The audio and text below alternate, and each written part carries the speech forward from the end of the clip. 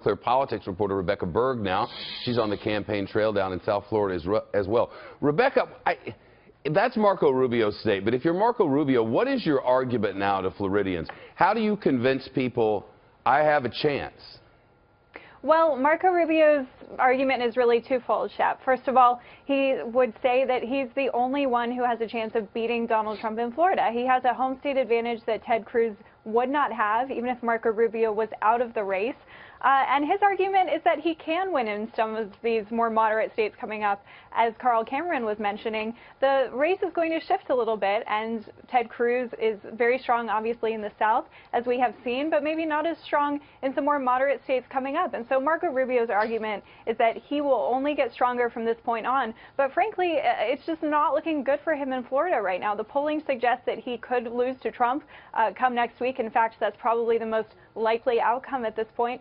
And so it's a very tough case for him to make from an electability standpoint and from the standpoint of trying to stop Trump if he's not going to be able to win his home state. It felt like Trump was hosting a bat mitzvah last night. Did it feel to you like he was toying with them?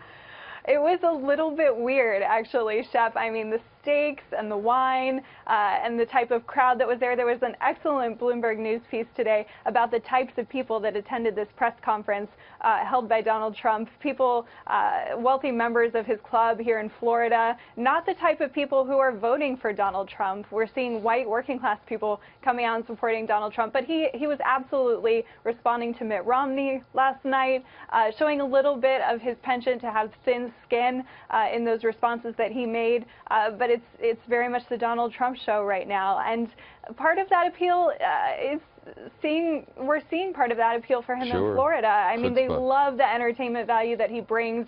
It's a very quirky state politically, and he is certainly a quirky candidate. I mentioned in the lead up to this hour, Rebecca, that there were some exit poll stats last night that Donald Trump probably won't be mentioning.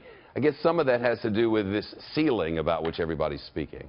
Right, and so the argument that Ted Cruz is making is that in a two-person contest, he would beat Donald Trump because they say that Donald Trump does have a ceiling, that there are so many Republicans who would not vote for Donald Trump under any circumstances that he's limited. And we have seen that in the exit polling. There were about 2/3 of Republicans who said they would not vote for Donald Trump under any circumstances. And if that is the case, that does bode well for a candidate in a two-person race like Ted Cruz. But we may never see that actually in practice if it doesn't winnow to a two-person race. My guess is the concern is not that those Republicans would vote for Bernie Sanders or Hillary Clinton. It is the concern that they just wouldn't come out and do much of anything?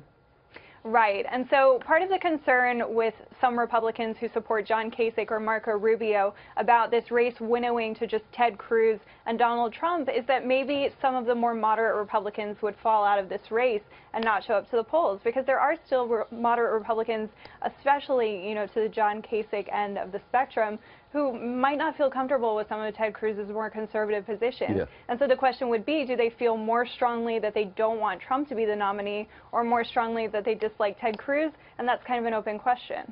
Rebecca Berg from RealClearPolitics.com. It's fun to watch. Thank you. Thank you, Shep.